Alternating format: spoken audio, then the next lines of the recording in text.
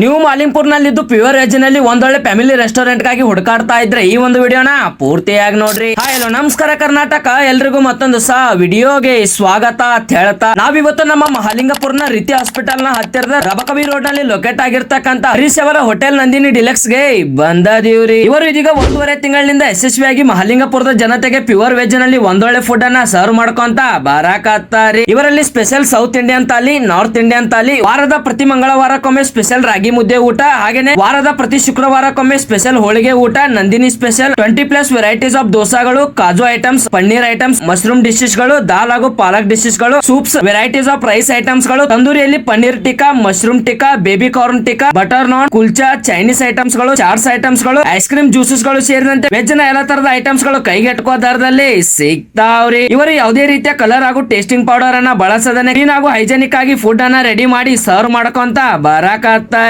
ಮಧ್ಯಾಹ್ನ ರಾತ್ರಿ ಅಷ್ಟೇ ಅಲ್ಲದೆ ಇವರಲ್ಲಿ ಬೆಳಗ್ಗೆ ಬ್ರೇಕ್ಫಾಸ್ಟ್ ಗೆ ವೆರೈಟೀಸ್ ಆಫ್ ದೋಸಾಗಳು, ಇಡ್ಲಿ, ವಡಾ, ಚೆರಾ ಉಪ್ಪಿಟ್ಟು, ಪಲಾವ್ ಹಾಗೂ ಪುರಿ ಬಾಜಿನಂತ ಐಟಮ್ಸ್ ಗಳು ಕೂಡ ಸಿಗ್ತಾವ್ರಿ.